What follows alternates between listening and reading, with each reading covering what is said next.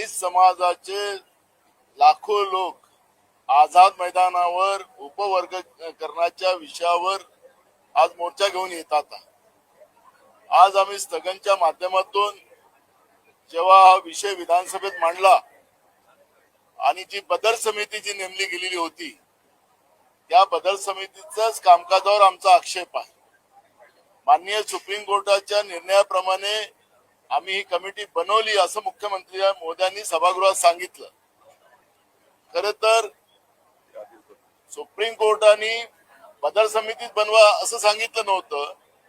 ज्या बदल समितीची एक सदस्य समितीने महाराष्ट्राच्या 59 शेड्यूल कास्ट समाजाची चौकशी करून तो समितीचा अहवाल कॅबिनेट मध्ये दिला आणि त्या आधारावर कॅबिनेटने त्याला मान्यता दिली आणि कॅबिनेटने मान्यता देऊन त्या पद्धतीचं जाहिरात त्यांनी काढली आणि जाहिरातीच्या आधारावर आम्ही उपवर्गीकरण करतोय। कोणालाही ऑब्जेक्शन असेल त्याच्यावर नोंद करा।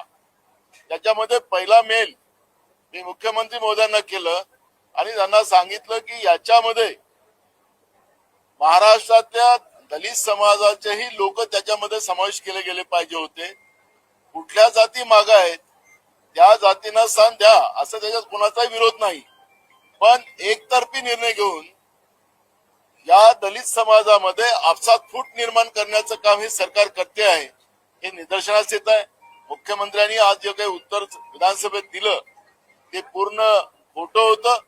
विधानसभाच्या अध्यक्ष महोदयांना आम्ही सांगितलं की नितीन राऊत साहेबांना आपण बोलू द्या जेणेकरून हा प्रश्न आज विधानसभेतच सुटेल, पण विधानसभेच्या अध्यक्षांनी ती परवानगी आमची विनंती नाकारली आणि आज लाखो लोक जवळ 5 लाखाच्या वर संपूर्ण महाराष्ट्रातून या ठिकाणी शेड्यूल कास्ट समाजाची लोक आलेली आहेत।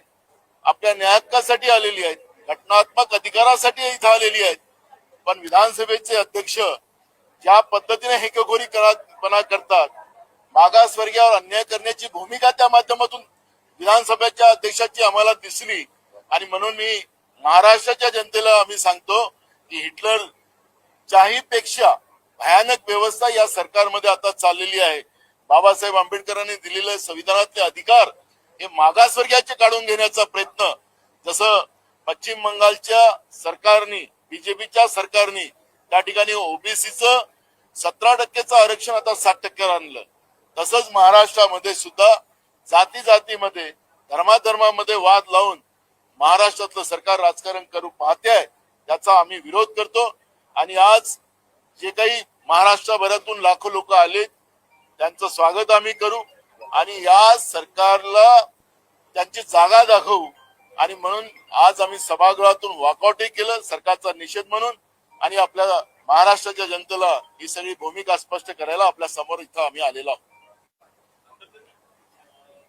नितीन राऊत साहेब बोलतील। आज सभागृहामध्ये अनुसूचित जातीच्या उपवर्गीकरणावरून जेव्हा स्थगन मांडण्यात आला त्या स्थगनावरती माननीय मुख्यमंत्री यांनी स्पष्टीकरण दिलं आणि माननीय मुख्यमंत्र्यांचं स्पष्टीकरण हे राज्याला दिशाभूल करणारं आहे। अख्ख्या अनुसूचित जातीच्या प्रश्नाला दिशाभूल करणारं त्यांचं आजचं स्पष्टीकरण होतं।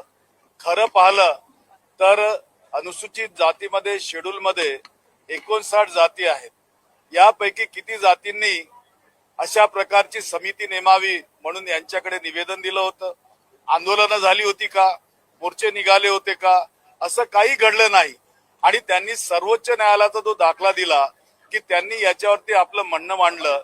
सर्वोच्च न्यायालयाने असं म्हटलेलं आहे की जोपर्यंत क्वांटिफाईड आणि इम्पेरिकल डाटा हा जोपर्यंत असणार नाही तोपर्यंत या संबंधाचा वर्गीकरणाचा निर्णय असंभव आहे, तो होऊ शकत नाही। जेव्हा SIR राज्यात सुरू आहे त्या SIRच्या माध्यमातून तो डाटा जर येत असेल तर कोणत्या आधारावरती ही समिती नेमलेली आहे हा महत्वाचा प्रश्न या ठिकाणी निर्माण होतो।